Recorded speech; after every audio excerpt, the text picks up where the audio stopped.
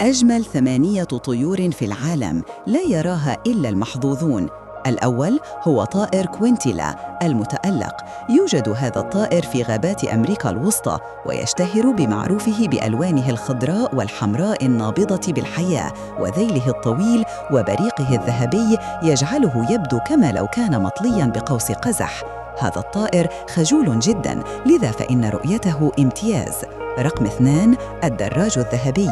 يوجد في المناطق الجبلية في الصين، ويشبه هذا الطائر الأمير حقاً. رأسه الذهبي وريشه الأصفر المحمر يسحر الجميع، ومع ذلك من الصعب جداً رؤيته لأنه غالب ما يظل مختبئاً في الغابات الكثيفة. رقم 3 البومة الثلجية. تمتلك هذه البومة البيضاء الموجودة في المناطق الثلجية جمالاً يشبه الجنيات. عيونها الصفراء الكبيرة وريشها الأبيض يمنحها مظهراً ساحراً، ومع ذلك من الصعب جداً رؤيتها لأنها لا ترى إلا في المناطق الباردة. رقم 4 القيق الأزرق. يشتهر هذا الطائر الموجود في أمريكا الشمالية بريشه الأزرق اللامع ودعوته الشجية.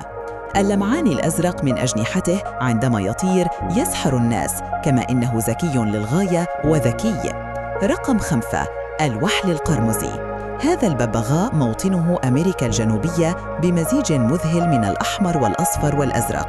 إنها طيور اجتماعية وذكية للغاية، لكن أعدادها تتضاءل بسرعة، لذا فإن رؤيتها تعتبر امتيازاً.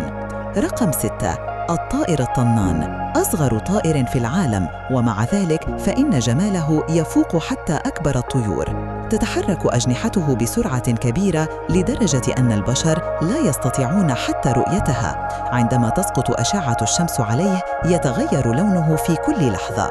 رقم 7 مدارندا. يوجد في بحيرات الصين واليابان، وريشه مطلي بالألوان كما لو كان مرسوماً بفرشاة فنان: البرتقالي والأصفر والأخضر والأرجواني والذهبي. ويطلق عليه أيضاً اسم طائر الحب لأنه يبقى دائماً مع شريكه.